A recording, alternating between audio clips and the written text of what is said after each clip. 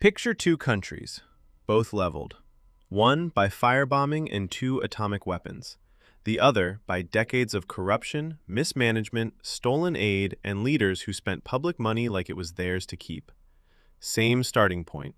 Broken cities, empty treasuries, a population with nothing left to lose. Only one of them became a global economic superpower. This is the story of why, and it's not the story you've probably heard.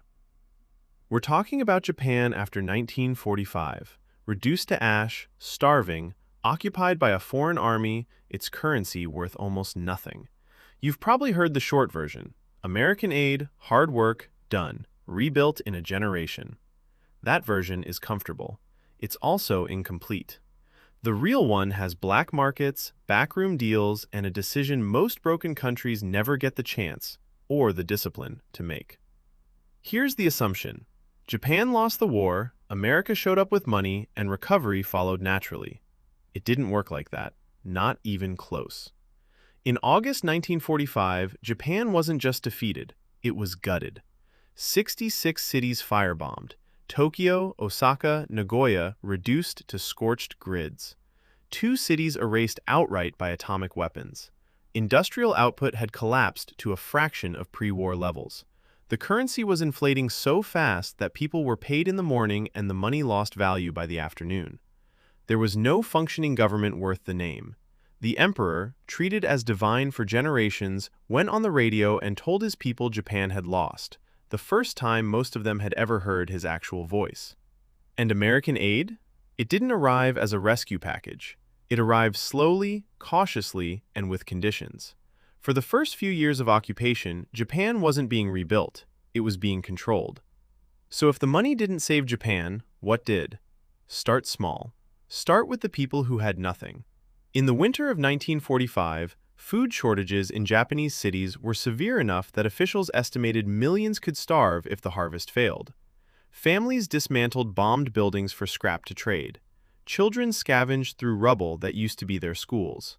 In Tokyo, an entire black market economy sprang up almost overnight, not as crime, but as survival. Official rationing couldn't feed the population. The black market could. So people used it, even the police who were supposed to shut it down. This is the uncomfortable part most retellings skip. Japan's recovery didn't start with clean, orderly policy. It started with millions of ordinary people breaking the law just to eat. Now zoom out to the cities themselves. Reconstruction wasn't glamorous. It was desperate improvisation. Families building shacks from salvaged wood and corrugated metal on top of what used to be their homes. Entire neighborhoods rebuilt without permits, without materials, without a plan from above, because there was no above capable of providing one yet. But something was happening underneath the chaos. People were organizing. Local markets reformed. Small workshops reopened, repairing anything they could. Pots, tools, bicycles, radios. Not because a government told them to, because there was demand and someone was willing to meet it. This is the part that gets erased from the miracle version of the story.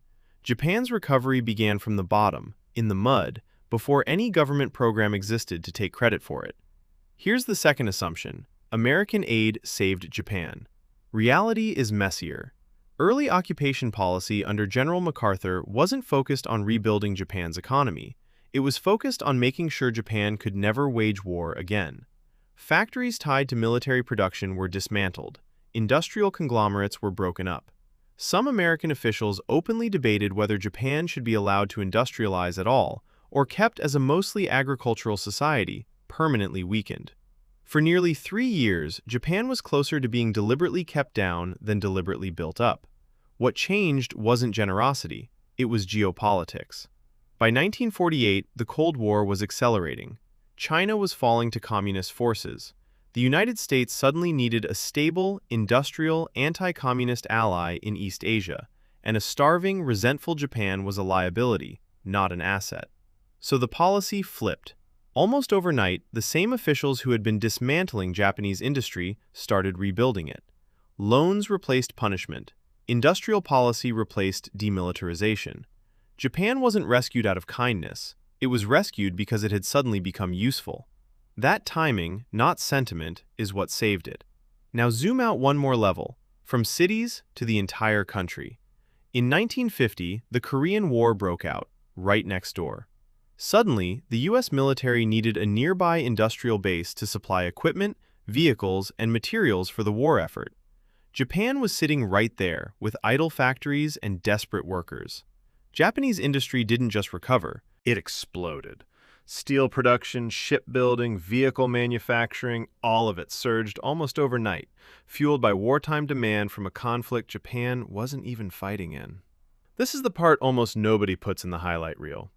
Japan's economic takeoff was jump-started by another country's war. But the war demand alone doesn't explain what came after. Once the orders started coming in, something else kicked in: discipline. Japanese firms reinvested profits into better manufacturing instead of pulling them out.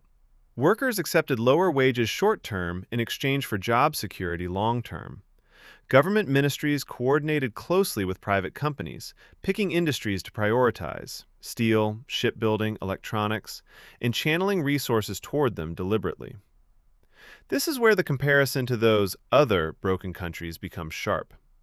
Plenty of nations have received foreign money, foreign demand, foreign opportunity. Many squandered it. Leaders skimmed it.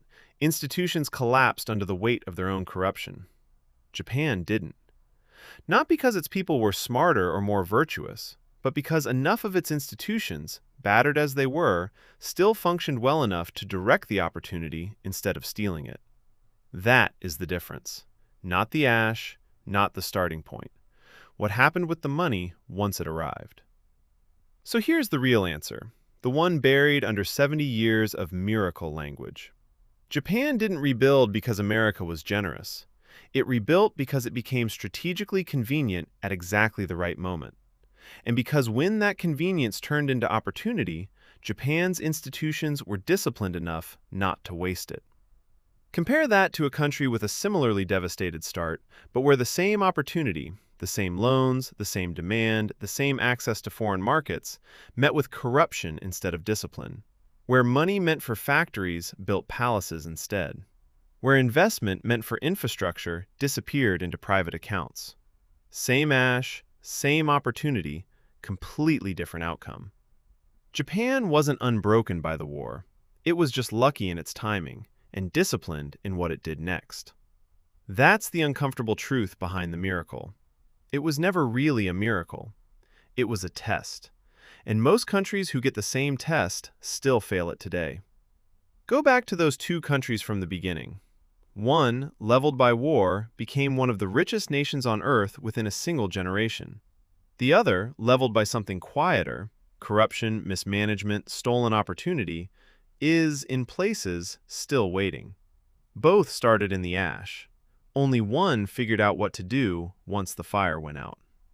If you want to see what happens when a country gets the opposite outcome, when the aid arrives, the opportunity arrives, and it still isn't enough, that's a very different story, and just as brutal. Subscribe if you want to see it next.